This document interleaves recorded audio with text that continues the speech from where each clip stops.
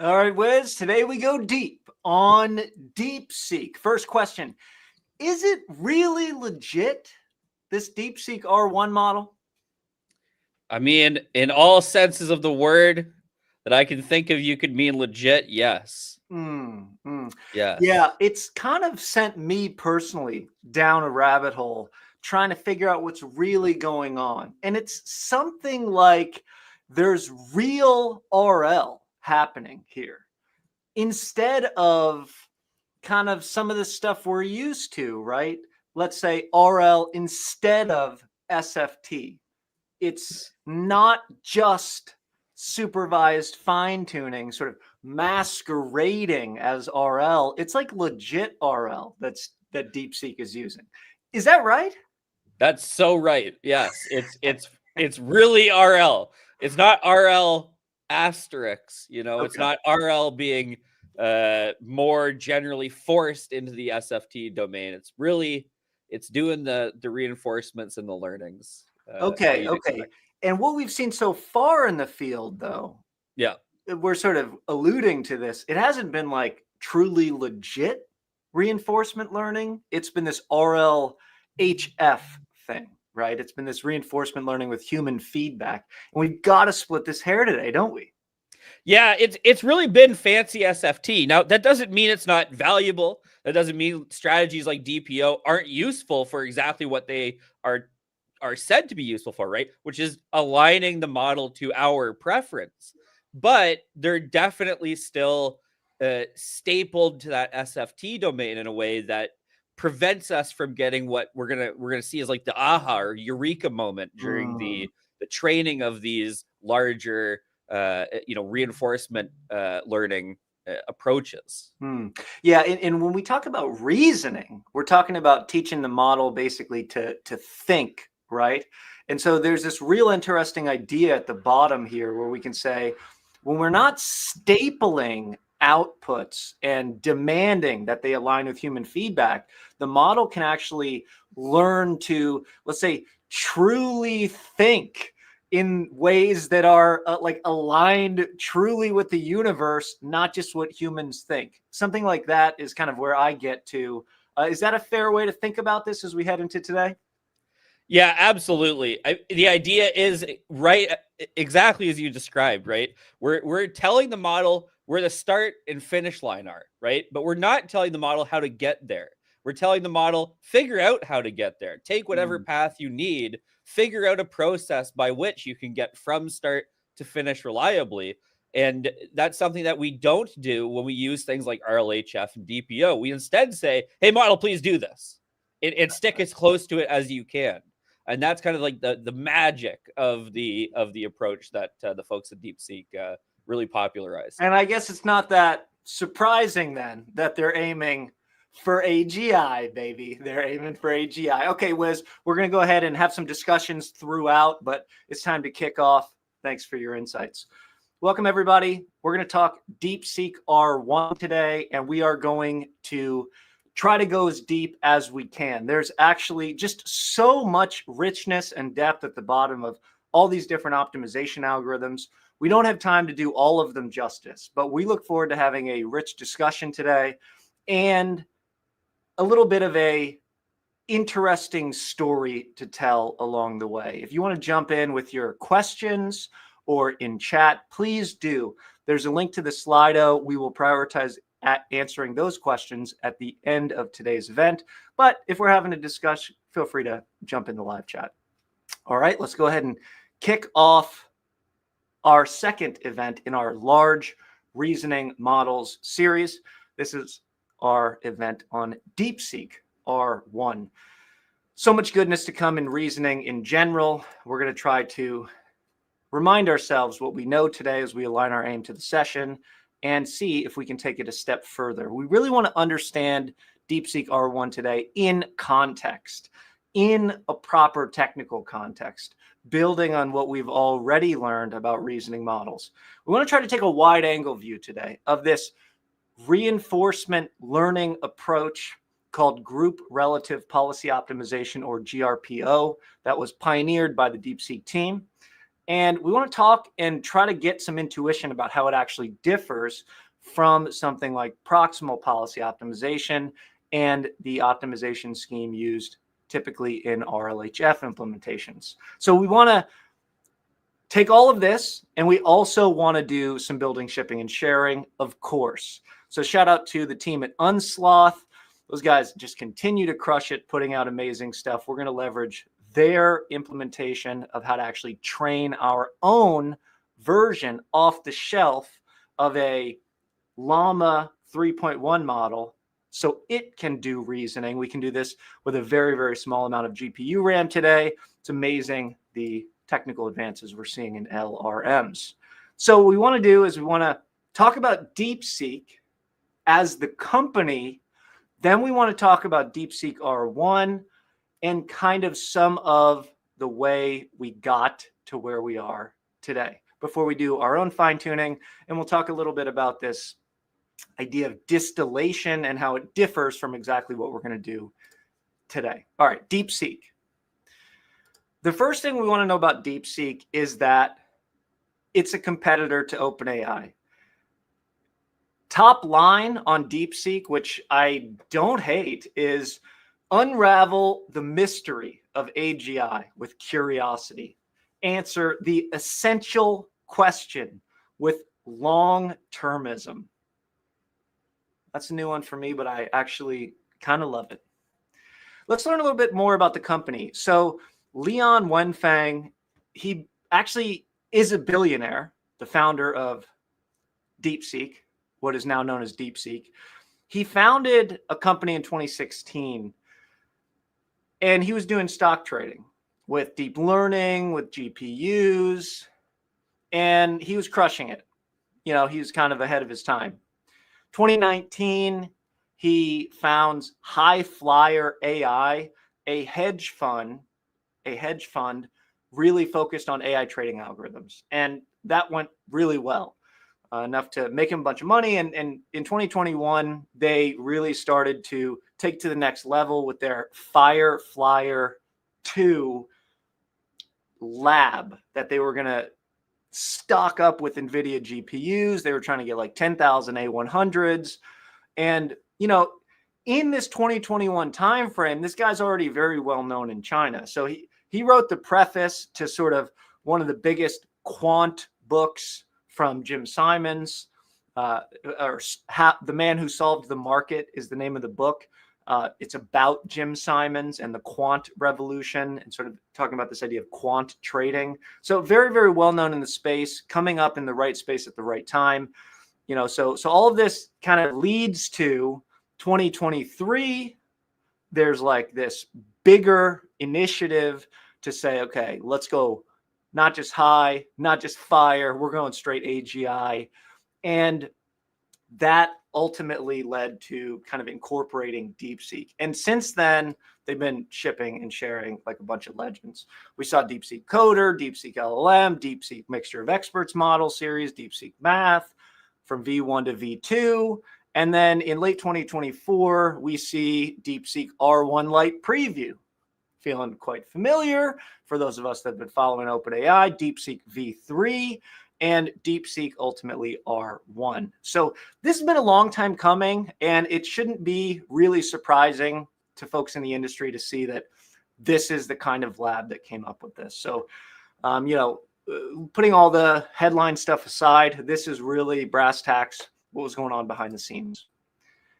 This leads us into Deepseek-R1. And Deepseek-R1, I really like this quote from Jay Alamar, who put out the illustrated Deepseek-R1 recently. Very, very worth your time to give that one a read. The same guy who put out the illustrated Transformer so long ago. It's the latest beat in the steady drum roll of AI progress. He goes on to say that, and we're going to kind of focus the session around this quote in some sense today.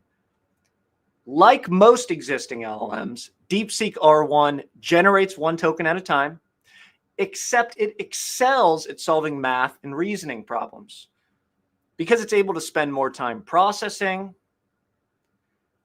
Through this idea of generating thinking tokens, which is very cool, and Wiz is going to go into quite some depth on. And that helps us to deal with these chains of thought. So there's a number of pieces that we need to break down here. The first one is one we've seen before. This idea of chain of thought. This is the idea of thinking through something step by step. The original paper from the Google Brain team in January 2022 introduced this idea of chain of thought, a series of intermediate reasoning steps. And so chain of thought reasoning, you can see it's very good for things like simple math problems, or also it's very good, turns out, for coding problems. And there are many examples of the way this kind of went.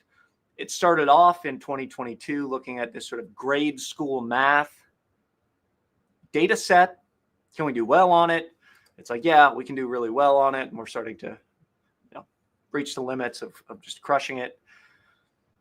And there's also this other sort of tangential idea that's related that's, I think, important to keep in mind as we use these systems.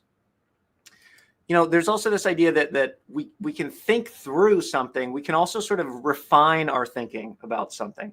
This idea of self-refinement came out in March 2023 in this paper. And it's just sort of the LLM is able to sort of be a judge to its own thinking. And this is quite related to LLM as a judge as well. And there's a lot of sort of core ideas here, but, you could imagine that you just are kind of having the LLM think through, and you're kind of having the LLM judge some of the outputs, and you're kind of having the LLM do some self-refinement.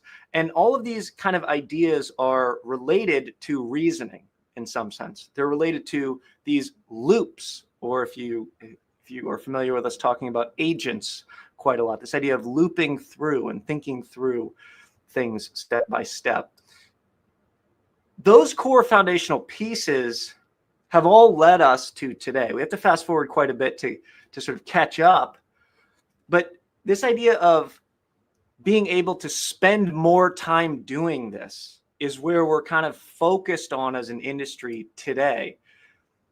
In this paper from Google, again from DeepMind here in August last year, we can scale what we call test time compute now.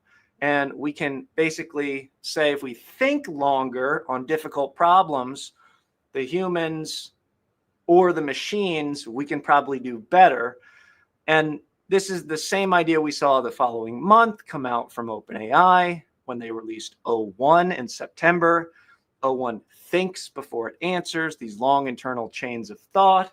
This idea of test time compute is nothing but time spent thinking, right? So all of this is sort of core foundational stuff. And what we see when we look at anybody's explanation is we see that they say things like, through reinforcement learning, model A, B, C, D learns to hone its chains of thought and refine the strategies that it uses. In the spirit of trying to hone chains of thought and refine the strategies, we want to walk you through a set of demos. We're going to start with a simple off-the-shelf model. We're going to see how it performs. We're going to give it some chain of thought prompts. And then we're going to see how it compares to something like Deepseek-R1 off the shelf. It's time for some LLM wizard in the house. Wiz, passing it over to you. Oh, yeah. Okay, so this is the demo that we're going to do. The big thing that we want to focus on is the outputs that we're seeing, right? So when we talk about the ability to, reason and everything like this, we kind of have to define, what we actually mean by reasoning, etc. What we mean in this case is the ability to work through problems in a way that emulates or imitates the way that humans think. So the idea is that we have this, say a classic fun toy question, right? How many R's in the word strawberry? When we ask the model, It doesn't really think about it. It just says there's two. So, there are 2 R's in the word strawberry and also 2 other R's, making a total of 2 R's and 2 other R's for a total of 2 main R. I don't even know what's happening, right? This is obviously this is a great model. It's 3.370B, but it's just absolutely missing the point here. So what we do or have done to induce this kind of reasoning is something called chain of thought prompting, right? So chain of thought prompting is this think through your response step by step idea. Now, this is basically like a crutch that we've used, right? It's a way to get the model to slow down a second, think through it. Don't just output whatever the first thought that comes to mind is, right? Just like you would hope to hope to have normal people do, right? We're trying to induce this quote unquote reasoning. And we get a different output, right? To find the number of R's in the word strawberry, let's break down the word into individual letters. We get strawberry, count the R's in the word. First R appears at position 3, position 8, position 9. There are 3 R's in the word strawberry. Okay, so now, it can do it, right? We have to do this like weird little prompting strategy, but it can get there. Okay, that's nice. What we want to do, though, is we want to have a model that doesn't need that strategy, or more importantly, leverages that strategy to expanded effect, right? And so that's where enters the scene Deepseek-R1, right? So now you'll notice we don't have to provide this chain of thought style prompt. We certainly can, and for math problems, we are told that we should. But the idea is that, we have how many R's in the word strawberry, and then we get thinking for 42 seconds. Now, that's a lot of thinking for this question, right? So there's make no mistake about it. That's, I would say, too much thinking for this particular question. But the idea is that we get this whole extremely interesting thought process, right? And some of this thought process helps us understand potentially, why the model is making some of those off the cuff mistakes. So I need to figure out how many times the letter R appears in the word strawberry. Let me start by blah, blah, blah, blah, blah, blah, blah, blah. We get so much stuff. And then it goes, wait, that would be 3 R's, but I'm a bit confused because sometimes I might think of the spelling as strawberry, which has 2 R's at the end.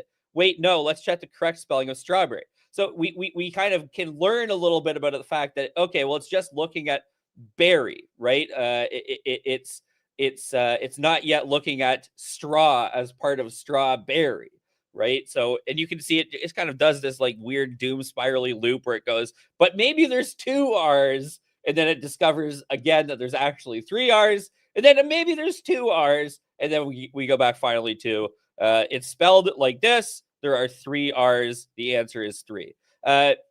The idea is, and there's great comments about this in the chat right now, right? LLMs don't really think. Chain of thought answers helps where we know the answer. This is largely true. The idea of chain of thought is essentially to fill up our context window with as much relevant context as we can, so that we're able to pick out the correct answer from the pile, right? So it also helps us push a little bit deeper, a little bit further, and explore parts of a problem that that weren't explored at first blush. So again, we can say all kinds of things. It's not really thinking. Okay, fine. Yeah, it's not really reasoning. That's probably somehow literally true in some senses. Perhaps certain definitions it is true. But the idea is that we're basically just blowing up our context window with things that we imagine are going to help us get to, or at least uncover, a path to the correct answer. Now, this is the most important piece of this whole puzzle, right? Is this idea that we're exploring the possible solution space, and we're therefore increasing the likelihood that we stumble upon the correct answer. So whether or not we want to call that reasoning, whether or not we want to nail that in as the model thinking, is certainly up for debate. But I would say that this is, for the most part, how we're emulating that process, right? It is certainly how we're allowing the model to spend more compute at time of inference to increase the likelihood of getting the correct solution. which is why this pattern fits into something called test time scaling or inference time scaling, because it's allowing us to spend more resource outside of training and instead, spend that resource at time of inference to stumble into the correct response. So with that out of the way, we'll go ahead and we will pass back to Greg, who will explain us a little bit more of what's happening during the training process that lets this very fun, very useful effect emerge from our training. All right, thanks, Wiz. Okay, so we've got this idea of chain of thought now, and let's go a little bit deeper into the history of Deepseek-R1 and how it came to be. I mean, if we look back and we sort of see, okay, the first primary thing that's worth paying attention to in the DeepSeek paper is this idea of GRPO, and we'll talk about that shortly. Wiz will talk about that in the notebook. That policy optimization algorithm came from this DeepSeek math paper released in February last year. Now, this is interesting because DeepSeek math, titled Pushing the Limits of Math Reasoning in Open Language Models, is quite reminiscent of the path that we could follow that OpenAI took, right? So everybody's competing for the same thing. OpenAI, October 2021, they were like, hey, we can solve math word problems. And it was like GSM 8K, got them. In February 2022, they were like, we could even solve harder math problems. And these are like more formal, like high school level math problems. They explored and they found out, oh, okay, this method of expert iteration works pretty dope for this. We talked a little bit about this during the last session. Importantly, in May 2023, they released a blog and a paper titled Improving Math Reasoning with Process Supervision. And this gets to the point that we opened the event with today. So if you think about this process supervision idea, what we can do is we can look at each step of the reasoning and we can reward each step of the reasoning. Alternatively, we could look at just the outcome and we could reward just the outcome. Reading from the paper from OpenAI, in addition to boosting performance relative to outcome supervision, process supervision has an important alignment benefit. It directly trains the model to produce a chain of thought endorsed by humans. Okay, all right. That one's more HFE there, human feedback. We can train reward models to detect hallucinations using either outcome supervision or process supervision. Either way, we're looking at those COTs. And they said, yo, we crushed this math data set and we're releasing this other data. Enjoy. That was May 2023. DeepSeek comes in February 2024. Again, this is about open models. And they said, hey, our DeepSeek math, it's pretty small, but it's crushing it. And it's crushing exactly that same benchmark, the math benchmark. Let's take a look at what we can learn additionally from the paper as we dig into it. This is the place where they introduced group relative policy optimization, a variant of PPO, one that enhances math reasoning while concurrently optimizing the memory usage of PPO. Now, this is really cool, and it's been speculated here on this last point, at least by the guys on the All-In Pod, is like they were resource constrained here. Fundamentally, I mean, they didn't have as much GPU compute to use as somebody like OpenAI. So, you know, it's a question of like, was the creativity and the innovation of this GRPO something that came from constraint, or was it just a really great, cool breakthrough? It's not really clear one way or the other, but it does make a lot of intuitive sense to say, hey, we don't have enough memory to use. Let's figure out something to do that doesn't require as much memory to use. And, this paper, I want to walk through the contributions of this paper because they're kind of staggering, actually. And this first one, GRPO, okay, dope. GRPO forgoes the critic model, instead estimating the baseline from group scores. There's a lot packed into that sentence, much more than we can get into today properly, but we're going to do our best to sort of cover it at a high level. Again, significantly reducing training resources.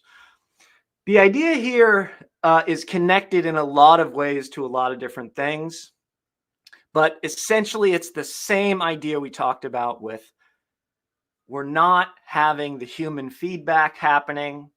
Instead, we're using a true RL approach where we can look at a number of different kind of more objective views of analyzing how we think through problems, like math problems, like code problems. Next, we demonstrate that GRPO significantly enhances the performance of our instruction tune model. Furthermore, we observe that enhancements in the out-of-domain performance are happening when we use this RL, meaning if we learn to think through stuff like math, stuff like coding, if we come up in the game as scientists, in other words, we can use our incredibly articulated thinking through ability in all sorts of other domains. And of course, we as engineers, we know this already. It's cool to see that AI can also do this. They go on to say we provide a unified paradigm, okay? This is totally beyond the scope of today, but it's really cool, and I'm quite excited to dig in further to this, to understand the different methods, such as reinforced fine-tuning, direct preference optimization, proximal policy optimization, and group relative policy optimization. Now, you don't see RLHF in there, which is quite interesting. But finally, based on our unified paradigm, we explore the reasons behind the effectiveness of RL.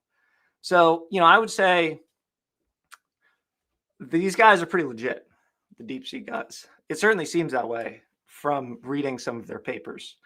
And if we kind of zoom in on these ideas of using RL, enhancements in the out-of-domain performance during RL, unified paradigm to understand the different methods that use RL, the reasons behind the effectiveness of RL. Then we also have to deal with, when we read something like the OpenAI blog, through RL, O1 learns to hone its chain of thought. Wiz will talk a little bit more about this in his notebook, but this is the image we get from the DeepSeek math paper. And there's a lot going on. The one thing I want to draw your attention to is that we get this sort of group of ways to reward our model in a GRPO. And this is something that we can sort of choose and we can design ourselves, as we'll see when we do fine-tuning with Sloth. And that's very cool. That is very cool. We still see KL divergence. We still see reference and reward model. There's a lot of similarities here. And, if you guys want to see a follow-up event to continue to go deeper into this, let us know. It definitely seems like something that's worth diving further into. The Deepseek-R1 paper that came out just this past month, it takes this and it leverages this in a way that adds additional layers of complexity that we're going to try to highlight again as best we can here to go end-to-end today. We introduce our first generation reasoning models, Deepseek-R1, Deepseek-R1.0. Deepseek-R1.0 was a model trained via large-scale RL without SFT as a preliminary step.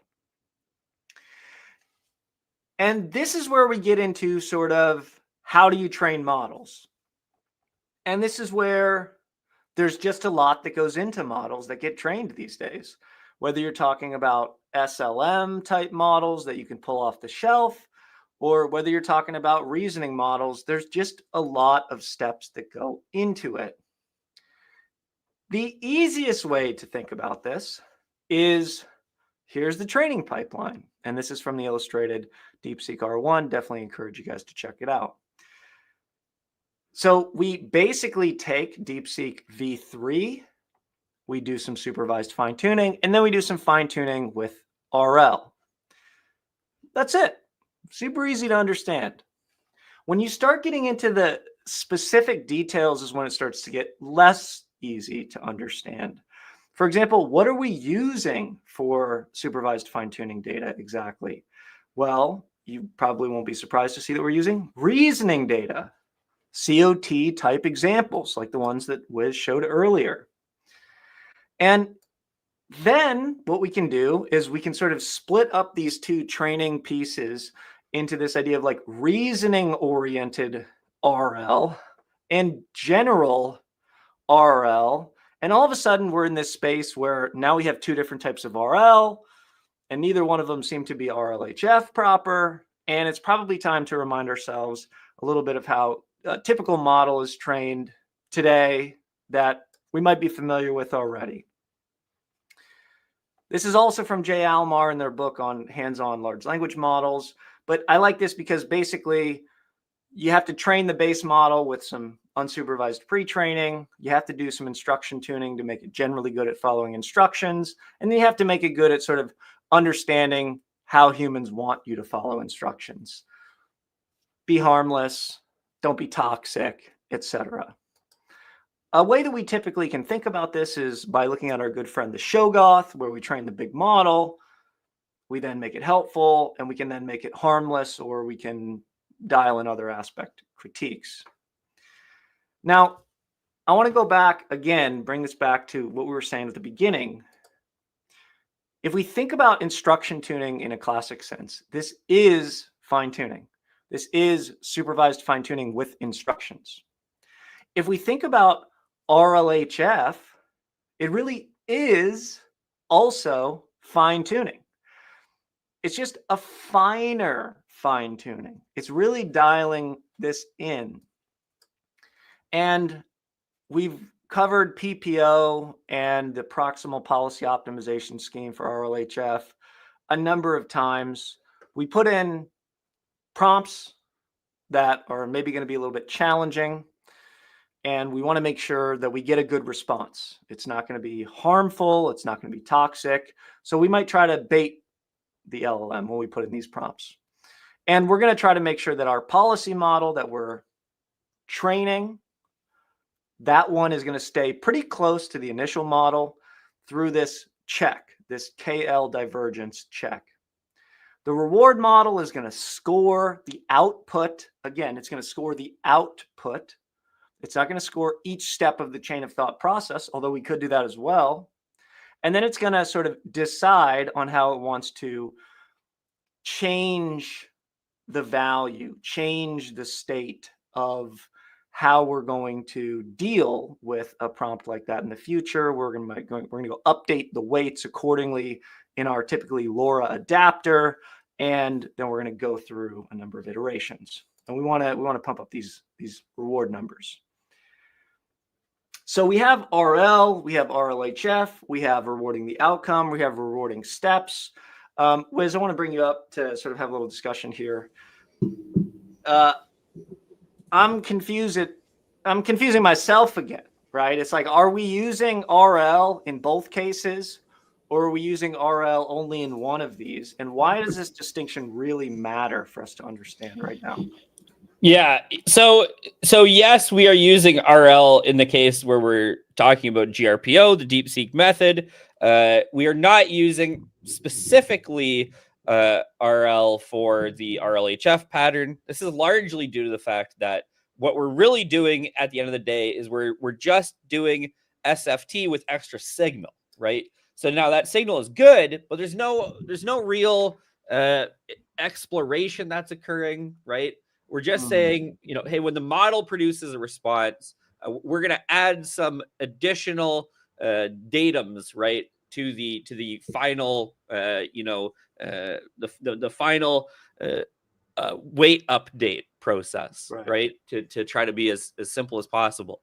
The the kind of magic of the GRPO approach is that we don't care at all what the model outputs are as it relates to determining what the weight update should be, right? What we instead care about is we care about this kind of this kind of group, how well did it score on these metrics, right? And we're going to update based on that.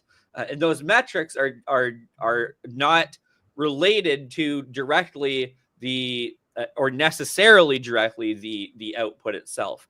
What all that means is, we care like that the response is correct.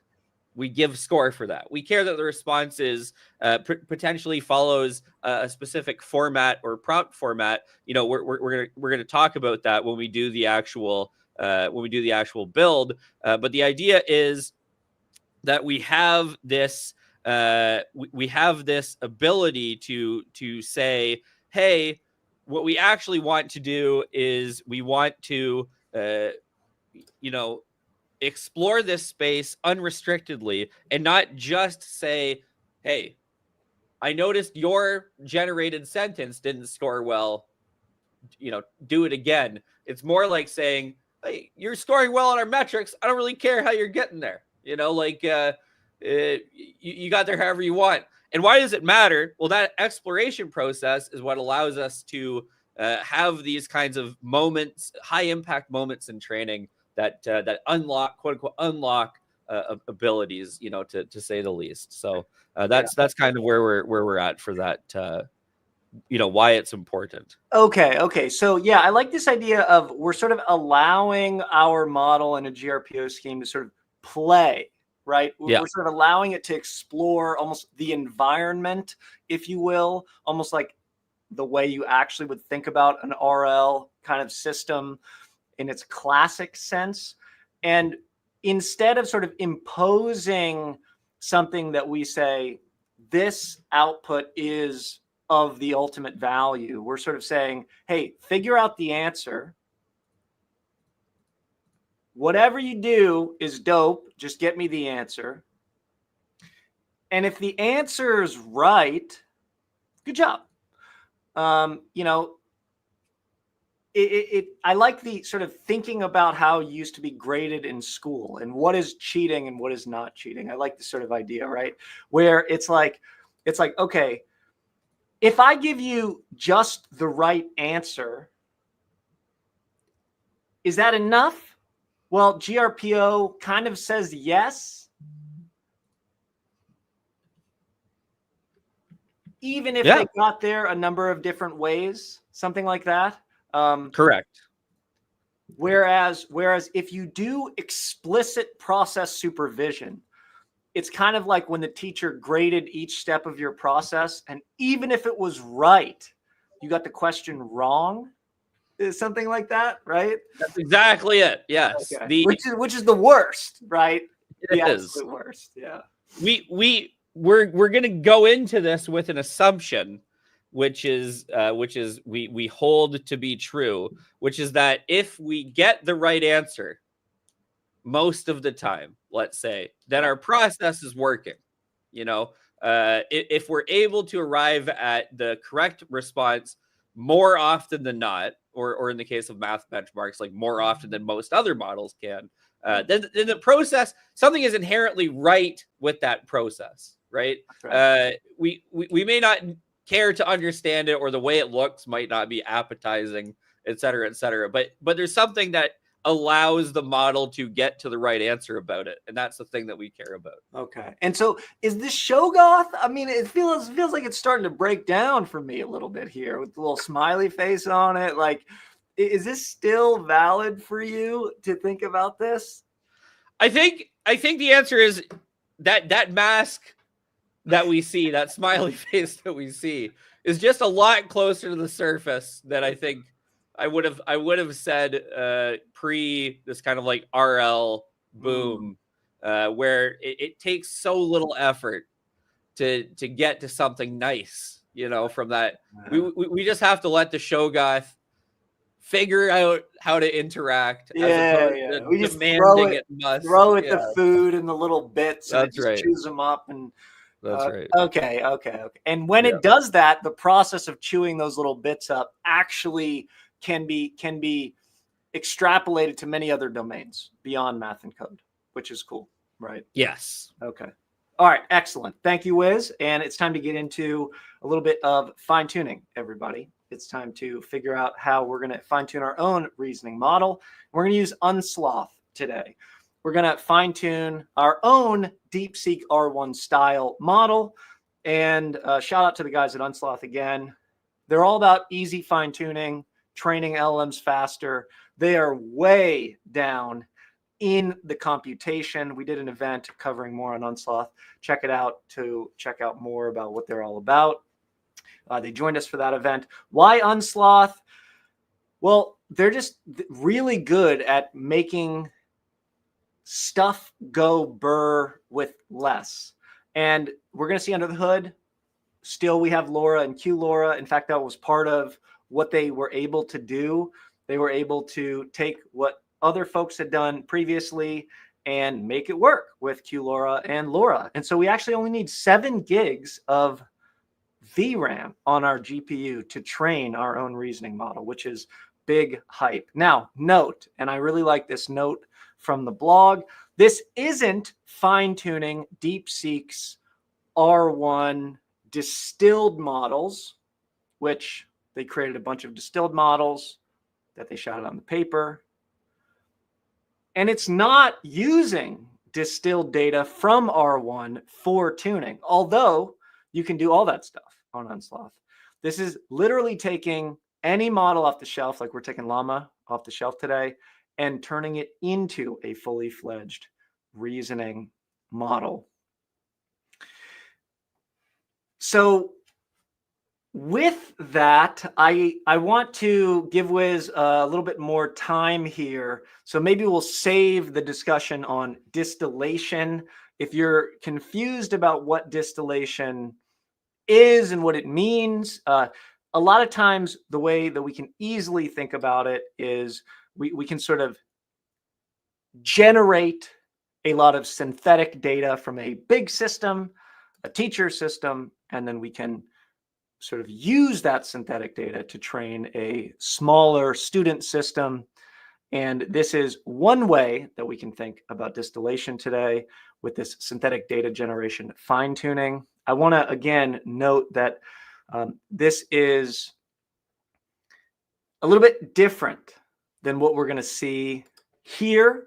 We're going to take our standard model and then we're going to just do some straight up fine tuning with reasoning data. And that's the piece we're going to focus on using GRPO. We'll cover more on distillation and more on other ways to think about using and leveraging reasoning in our applications in future LRM events. So I want to bring your attention back as we head to Wiz to one of the key things you'll need to know to use these models today, and that is the idea of the thinking token. This is a game changer and something that's very worth paying attention to you, worth you paying attention to. Wiz, walk us through what we need to know to do SFT that actually induces reasoning on an off-the-shelf model today with these sweet thinking tokens. Over to you. Oh yeah. Okay, so we have the notebook. So this notebook is basically just extended from the Unsloth notebook of the same approach. We're gonna check out some of the responses at the end from the Unsloth notebook. But the idea is that yes, we can do this in Colab in a T4 instance, as well as we can do it in an A100 instance, as well as we can change hyperparameters. Basically, this is all extraordinarily straightforward to do, thanks to a number of innovations from people we love, like Unsloth, like TRL. There you go. Okay, so first things first, we have Unsloth GRPO training. So this is not like exactly what happened in the paper, right? This is very close to what happened. The actual training volume, is much much different. The architecture is technically different, et cetera, et cetera. But this shows you how you can use this method, right, to train even like a Llama, in this case, 3.1 8B model. And in fact, how we can do it with very little, GPU power. Okay, so what is the GPRO training process with RL? Basically, we have a few phases. Group sampling. Basically, what this says is that our policy is going to generate a batch of outputs. This is a method that we can kind of think about as doing some explore, right? So instead of just producing one output, we're going to produce N outputs. And those N outputs are all going to be very slightly different. And that very slight difference is kind of what allows us to explore the solution space as we move forward. Then we have, of course, our reward scoring. Our reward scoring is going to be based on some reward functions that we have, which we'll talk about once we get to them in the notebook. And then we have our group-based advantage. Group-based advantage is it's like thinking, how well does this group perform, and how well do the constituent members of the group perform relative to that, right? So the idea is that since we're generating N examples, let's just go with 3, right? We're going to have some average reward, and then we're going to assume that there's going to be some number of responses that's individual score will be above or below, or perhaps precisely at, but more likely above or below that average. The ones that are above that average are considered advantaged, and the ones that are below that average are considered disadvantaged. So the idea is that we're going to say, hey, these are the ones that were better than average, right? So we're going to build up a group of responses that are better than average, and then we're going to do some policy updates. Policy here is just a RL specific term, but what we mean is the model, the base model, the thing we're training, the thing that we're trying to get to go burr, right? So the policy update is basically going to say, hey, these responses that were better than average, let's be more like them. And let's be less like these responses that are worse than average. And then, of course, we do it again. And then we do it again. And then we do it again. And then we do it again. We do it many times in a row until we get some score that we are happy with, right? Some performance that we believe is desirable. All right, so we have this group-based approach. It avoids needing having that value head PPO situation, right? We're basically saying, hey, here are examples that we love. We should be more like those, and here are examples we don't love. We should not be like those. Okay, there you go. So we have some imports. We have a specific, version of the TRL nightly. This will be updated once they've locked in how they're doing their sweet GRPO. Unsloth has also provided a fast patch for the GRPO process. Once again, I kind of spoke a little bit about it, but we're generating like a bunch of responses, right, to the same thing. Because we're generating a bunch of responses to the same thing, what we actually care about doing is we care about making sure that those bunches of responses, right, are generated quickly. And so that's what this patch does. Then we can load our model with regular old LoRa. So again, we're doing this with LoRa, which is fun and exciting and interesting. The idea with LoRa is pretty straightforward. We have a adapter that we're going to train. The adapter is going to be what learns during this process. This is part of what is necessary to make this, possible to shove into a tiny notebook, of course. So this is how you can use the T4 if you would like to. But the idea is the same as every other LoRa. Fine tune. Let's go. You love it. Okay. We're going to then use Unsloth's fast language model, which is basically just LoRa but fast. Okay, good job. Then we have to prepare our data. Now this is like kind of the part that's a little bit spooky, right? Because we're still providing questions and answers, right? We still have a input and a target. Like that's what our data set looks like. Well, how is this not just supervised fine tuning, right? And we'll get to that. But the idea is that we still have it's a very standard format data set, right? We don't have some magical data set. Now, if we're talking about supervised fine tuning distillation methods, So we're talking about, like using SDG to generate reasoning traces and then using those to train another model. Sure, that's fine. But the idea here is that the data set's pretty standard, pretty stock. You'll also notice that we have some XML to chain of thought formatting, as well as our system prompt, which is going to contain a reasoning, quote unquote, reasoning token. And then we're going to have basically just an extraction process. Our data set just looks like this, right? We have some question, and then we have some answer. We have some prompt that's been formatted, and then we have some content to format it with. That's basically it. The one thing that I want to make sure stands out to people is that there's absolutely no indication that the model should reason here, right? There's no, the prompt isn't saying reason about it. The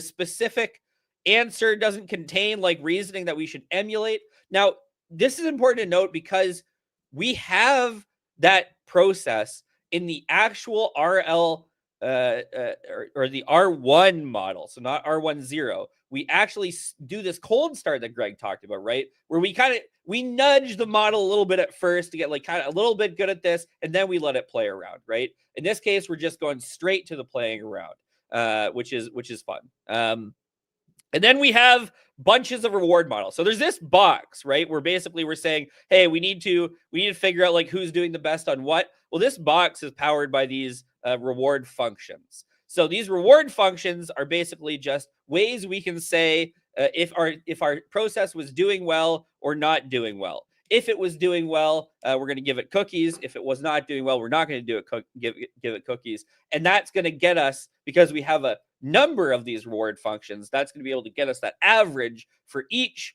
generated response, and then a group average as well. And that group average is what gets us the A, which is the advantage, right? It tells us, was it better than or worse than the average response in the pile? We have a number of these reward functions. There's the correctness reward function, and this is from work as done by a Twitter user, Will CCBB. There you go.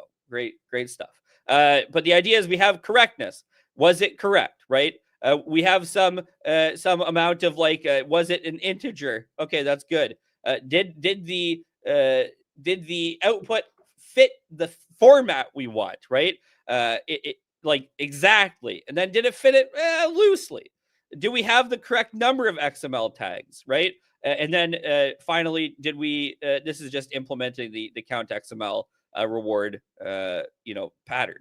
But the idea is that we have like, in this case, we've got, 5 different ways that we can record each, or we can reward each generation, right?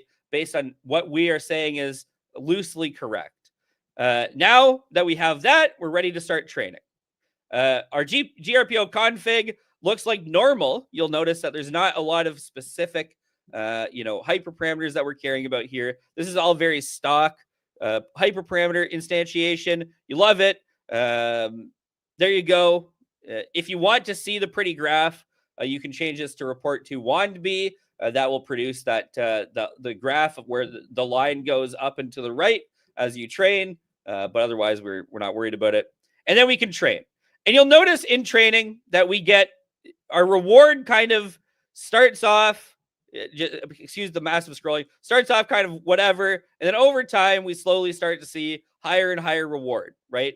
Now, you would typically want to train this for, 200 plus iterations, which is going to take some number of hours in Colab. But the idea is that even with this limited subset of training, we can kind of see that this reward does slowly creep up a little bit as we start to learn, which makes sense.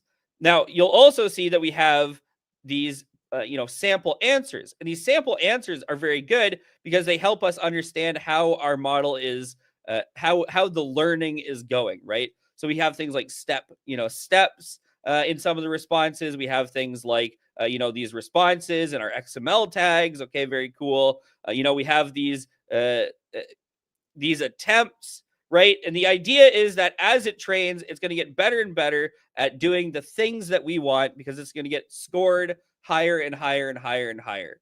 until eventually we get to the outputs we desire, which are these kinds of long reasoning chains of answers. I'm going to show you the outputs from the actual Unsloth notebook, just because it's the training went longer, so it looks a little bit better. But we have this idea of the base model doesn't have a reasoning token, still very verbose, right?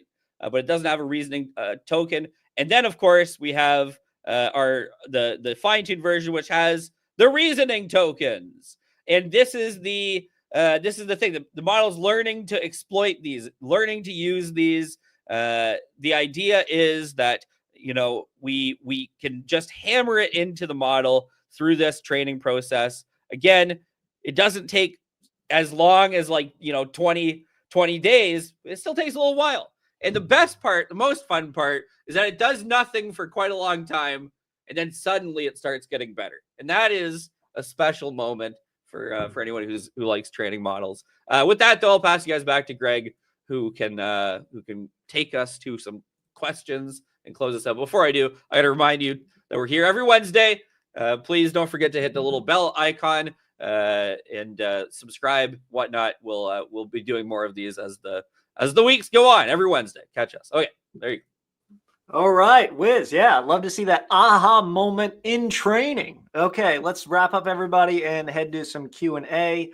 What did we learn today? Well, we learned that DeepSeek has been in the game for a long time. Deepseek-R1 really came out of this tradition of high-quality models coming out of an AI lab, very similar to OpenAI. We see this sort of similar trajectory of the math and code and reasoning really come to fruition here in this R1 model. It uses RL, not RLHF, and uses less memory, perhaps because of the constraint of fewer GPUs. Unsloth, we saw, was a really great resource for us today. Shout out to those guys. And then Trailheads for you guys to explore more, for me to explore more. Illustrated, Deepseek-R1, shout out to Jay Almar, and the unified paradigm of all of these proximal policy optimization methods, whether it's reinforcement, learning, fine-tuning, or it's GRPO, group relative policy optimization, or classic PPO. There really is something at the core of this that the DeepSeek guys are onto that I want to understand better. Okay, so to wrap, the magic is we already know chain of thought is good. We already know that when we give the model steps, we can get better answers when reasoning is required. We know that Deepseek-R1 uses for real RL, not just SFT, or rather not just SFT masquerading as RL, like in RLHF. It really do be RL in DeepSeek. They taught it to play games with math and code, and now it's pretty dope at lots of stuff. It wasn't learning preferences, okay? It was learning like something true about the universe. And it was learning specifically to do stuff in between the thinking tokens. Remember, this ability is very close to the surface of LLMs. It's pretty easy for us to bring out. Let's go ahead and wrap on that note and head to Q. We got some good ones, Wiz. We'll stay around for a couple extra minutes today. Jan Boers, is it true that because of the training process of DeepSeek, though through RL no external data is needed, the model effectively trains by self-play? Biases are mitigated. Is it true that biases are mitigated by training through self-play? Probably not. But yes, this other stuff is true. You don't need it, to be clear. You don't need like preference external data. You still need a target, right? You need like a question and an answer. Say, for instance, something that you can reward or determine the correctness of. So, things like code, math are very easy to build verifiers for. Obviously, you can get a little bit more complicated and build more complicated reward functions. But you don't need like external preference data or external chain of thought data, though the cold start implies that that is still useful, still helpful. That's right. Okay. So next question. What are the DeepSeek implications on startups and larger enterprises? I'm going to assume this means building, shipping, and sharing production LLM applications, not the implications on, let's say, large GPU compute enterprises from the news. Like, how should we think about using these reasoning models like DeepSeek in our apps? We saw Strawberry, but where is it really useful? Yeah, I mean, basically, reasoning models are good at reasoning. They're not good at other stuff, though, you know? So it's like, I would say right now they fit in places where you want that enhanced reasoning. So for planning, task decomposition, stuff like this. But for like the actual just work a day, you know, function calling, like function calling is not even supported in the DeepSeek model yet. You know, you're probably there's some frameworks that get around that, et cetera, et cetera. But yeah, it's good at reasoning. And it's like a PhD, right? When do you hire a PhD, right? It's like you don't hire them for everything. In fact, they're out of the running of many jobs because they're too educated, right? You know, it's like, so, you know, do you really need something that needs all this deep thought, or do you just need something that's going to just do the job? Boom. You know, and I think we really have to ask this question more and more, which is super interesting, especially as we get into sort of multi-agent systems, and then we have the PhD guy on the team, and we have, you know, the lower level individual contributor and the manager, and, you know, we've got all these different roles, and maybe we choose different models for them. Is sort of my intuition here. So okay, AB asks, what's the most effective way to detect and monitor LLM hallucinations in reasoning models? They do be hallucinating. Basically the same stuff that we used before, just apply it to the final result. Inside the reasoning chain, they hallucinate like mad the whole time. That's almost part of their charm, right? That's almost part of why they work. So, you know, detecting the hallucinations inside the reasoning chain probably is a fruitless endeavor. But the final result, yes, we still want to, you know, whatever faithfulness style metric you most prefer, we want to make sure that final result is important. Yeah. Like, do you want your team member to come up with crazy ideas and you throw most of them away? You know, it's like, we're getting a lot of questions about hallucinations. I think this is going to be a very interesting thing that enterprise has to deal with, is when to use these and how to constrain them well. What are potential use cases for DeepSeek 1.5B? Okay, so this is just a small DeepSeek model. This isn't even a reasoning model. I don't know. Do you have any opinion on DeepSeek models in general beyond the R1 model? The distilled ones are like much worse at reasoning than the big boy, right? Like, for sure, it's not even close. But they're still better, you know, than models that don't reason at reasoning. You know, it's like, I hate to be beat a broken drum, but like, if you were using a 1.5B model to do some kind of reasoning workload, first of all, that's brave, all the power to you. But second of all, like, DeepSeek 1.5B will be better. However, I would still say, like, the unlock here exists in those higher parameter count models. That's where we get kind of like the juice is worth the squeeze, right? I would say I would be hesitant to recommend to use DeepSeek 1.5B for like heavy reasoning tasks. For things like specialized tasks, so a by now famous example of this is like the countdown game, right? Where you have, you know, 5 numbers and you have to build an equation that gets you the 6th target number, right? This very specific task can be handled very well by a very small model. So if you have instances like that, which are very focused, hyper-specific reasoning tasks, I would say that's where we're looking to see things like DeepSeek 1.5B style models really shine. Yeah, and just to clarify for the audience here, that is an R1 model. That's a distilled version of Qwen 1.5B that we're talking about, DeepSeek 1.5B. Okay, a couple quick rapid fire, and then we'll wrap here, Wiz. One, is it feasible to use these in RAG chains? Yes, but why is sort of my intuition. Is that right? Yes. You can use it in RAG. I just wouldn't. It's not very Yeah. good at following instructions. It's not really, but you can. There are a number of workflows where it does make sense to use this. Yeah. Agentic workflows, all kinds of fun, bits and bobs you can do and create and leverage that reasoning style. But for things that are very direct, where like RAG is a knowledge task, right? It's not like a reasoning task, really and truly. For most cases, RAG is just like get the right context in the context window, model's going to crush it, right?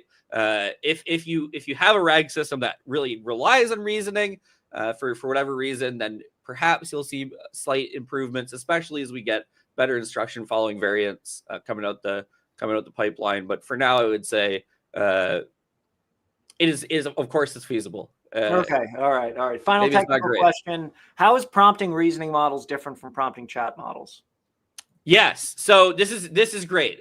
No clue. We're still learning. This is in flux. We are not yet there. DeepSeek provides some guidance on how to prompt their model. Other people are learning strategies for OpenAI's closed source reasoning models. Again, we're kind of having to rethink how we approach prompting these models. We certainly don't always need to think step by step, but it's still useful, it turns out, right? We don't always need to be focused on the same prompt styles that have worked before. We got to do some of our own exploration in order to figure that out. Yeah. All right. So, yeah, we are. We're all trying to learn. And I mean, I don't know the answer to that question either. Go play with it all the time. And this gets to the last question here: is the excitement around DeepSeek warranted? And, do its advancements justify the massive sell-off in the market is another sort of aspect of this. But I mean, I think yes. And I think we talked about this before, where sort of reasoning is kind of having its alpaca moment here. We're sort of seeing that we're getting this distribution of reasoning capabilities throughout the entire community. Now with Unsloth, that's equally as exciting to me as the DeepSeek thing, although I don't have any skin in the game in terms of specific stocks. So, I mean, is it warranted for you, all of the excitement around DeepSeek? Maybe not all of it, from my opinion, but much of it. It seems like maybe the technical community, sort of has aligned more with the public a little bit more on this than I would have expected. But I think it's warranted for us as builders. What do you think? I have all kinds of thoughts about this, but I'm not a market expert. I'm not a financial expert. My job isn't markets and stuff. Lots of great readings you can do on the impact that DeepSeek did or didn't have on the market that you're welcome to read and synthesize. Reasoning is dope, though, and more LLMs is coming up soon, right? Okay. The model technically is something to be excited about, and the paradigms of making RL easier and more aligned with what we're trying to do with models is hype, no matter what happens, with all the other stuff. Yeah, that's right. So true. Awesome, Wiz. Well, thank you so much for your expertise today and teaching us how to do that fine tuning on reasoning. We'll see you next week for Coconut. Make sure that you guys join us next week as we continue our reasoning model series. We're going to be talking continuous chains of thought with Coconut, and we're also going to be, within the next 6 weeks, launching the next cohort of the AI Engineering Bootcamp.